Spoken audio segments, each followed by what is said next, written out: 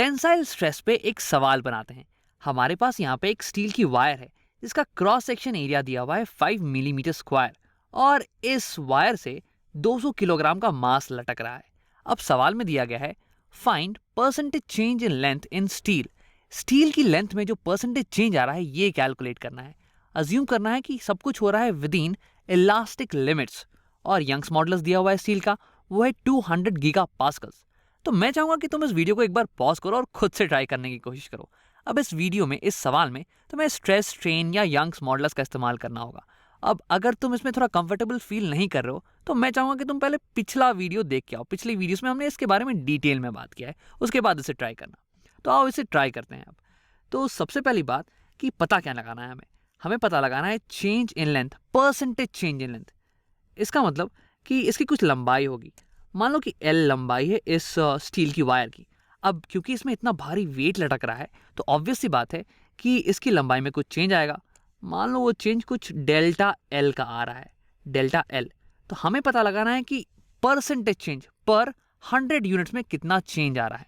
तो अगर इसकी लंबाई 1 यूनिट होती तो इसमें जो चेंज आता वो होता डेल्टा L बाई L का, डेल्टा L बाई L का। लेकिन अगर इसकी लंबाई 100 यूनिट्स होती, जो कि हमें पता लगाना है, तो इसकी लंबाई में चेंज आता delta L by L into 100। इस पूरी चेंज इंटू 100 हो जाती। अब ये कैसे पता लगाएं? ना हमें डेल्टा L पता है ना हमें L पता है। तो हमें एक चीज़ पता है, वो ये कि डेल्टा L बाई L ये पूरी क्वांटिटी होती है स्ट्रेन। इसे हम कहते थे स्ट्रेन। और यहाँ पे हम हुक्स लॉ का इस्तेमाल कर सकते हैं क्योंकि सब कुछ हो रहा है इलास्टिक लिमिट्स के अंदर ही। और अगर इलास्टिक लिमिट के अंदर हो रहा हो तो स्ट्रेन प्रोपोर्शनल होता है स्ट्रेस के। हम लिख सकते हैं कि stress is proportional to strain. और मैं प्रोपोर्शनैलिटी का सिंबल अगर हटाऊं, इक्वालिटी को लिखो यहाँ पे, तो ये आ जाएगा stress is equal to Young's modulus, Young's modulus into strain. और यंग्स मॉडुलस इसलिए क्योंकि यहाँ पे टेंसाइल स्ट्रेस से हम लोग डील कर रहे हैं। और टेंसाइल स्ट्रेस इसलिए क्योंकि सारा जो स्ट्रेस और स्ट्रेन हो रहा है वो जनरेट हो रहा है एक्सिस के अलोंग। तो अब देखो, अगर मुझे निकालना है यहाँ पे ये पूरी quantity delta L by L into 100, तो मैं स्ट्रेन की वैल्यू यहाँ से यहाँ डाल दूंगा और मेरे पास आंसर आ जाएगा। अब इसलिए हमें स्ट्रेन की वैल्यू निकालनी पड़ेगी। तो यंग्स मॉडुलस तो हमें पता है। अब आओ स्ट्रेस निकालते हैं जिसकी मदद से स्ट्रेन निकल जाए। तो स्ट्रेस होता क्या है? Stress is restoring force per unit area. तो अब रीस्टोरिंग फोर्स निकालने की कोशिश करते हैं इस पूरी वायर में। मैं क्या करूंगा, एक पर्टिकुलर सेक्शन की, इस सेक्शन की FBD बनाऊंगा, ठीक है। तो ये यहाँ पे ले लेते हैं वायर का छोटा सा पार्ट।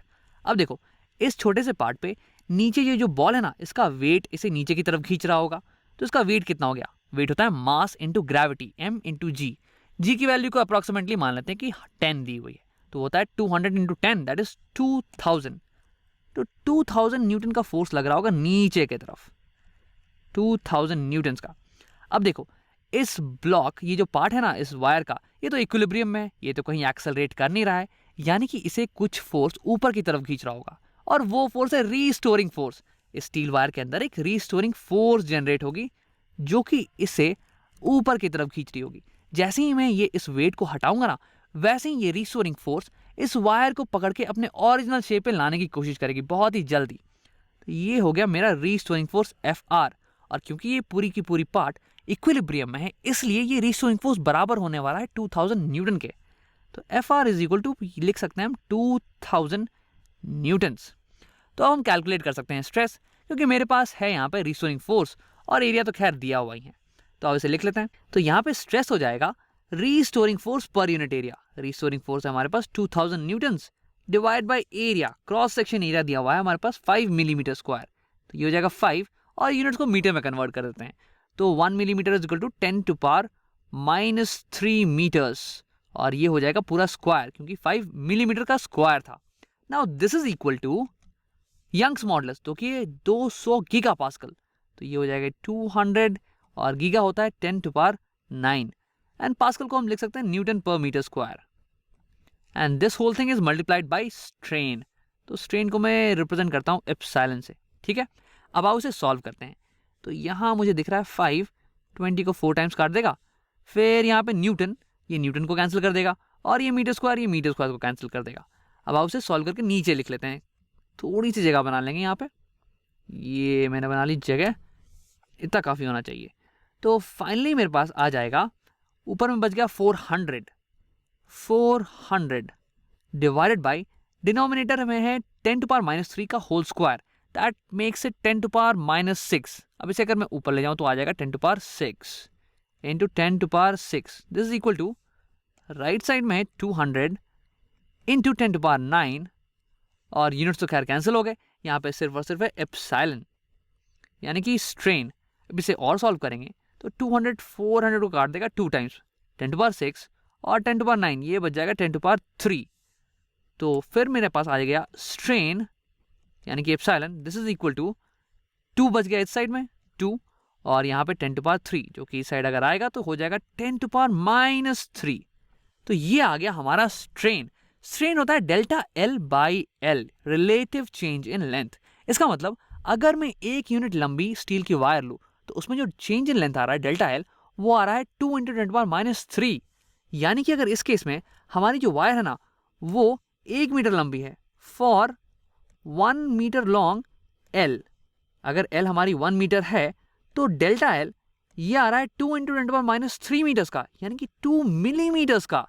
क्या तुम सोच सकते हो ये कितना छोटा नंबर है? 1 मीटर लंबी इतनी पतली सी वायर में अगर मैं 200 किलोग्राम का मास लटकाऊं तो जो एक्सटेंशन आ रहा है वो केवल और केवल 2 मिलीमीटर्स का ही आ रहा है, इतना छोटा।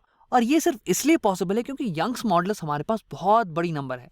स्टील का यंग्स मॉडुलस बहुत ही बड़ा होता है, 200 गीगा पास्कल्स। तो यहाँ पे लिख लेते हैं, हमारे पास स्ट्रेन आ गया 2 इंटू 10⁻3, और यहाँ पे यूनिट्स तो कुछ होने वाले हैं नहीं क्योंकि सारे यूनिट्स कैंसिल आउट हो चुके हैं, और स्ट्रेन होती है डेल्टा L बाई एल जो कि एक यूनिट लेस क्वांटिटी है। तो अब हमें निकालना है delta L by L into 100, ये हमें निकालना था, ठीक है। तो बस मैं क्या करूँगा, इसे 100 से मल्टीप्लाई कर दूंगा, तो मेरे पास आ गया strain 2 into 10⁻3 into 100 which is 2 into 10⁻1, जो कि हो जाएगी 0.2%। अब यही तो सवाल में पूछा जा रहा था, परसेंट चेंज इन लेंथ। तो ये हो गया हमारा जवाब।